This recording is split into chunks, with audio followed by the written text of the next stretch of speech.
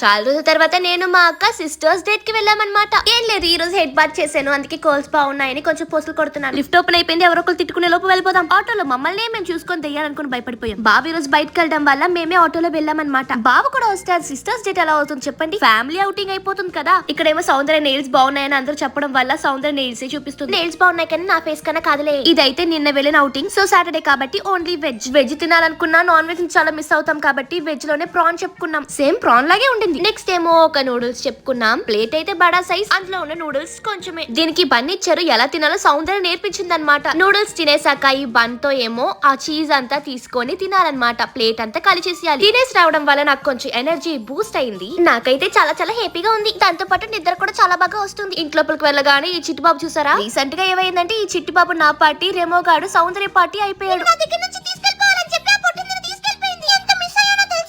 చాలే, bye guys, ఇష్కి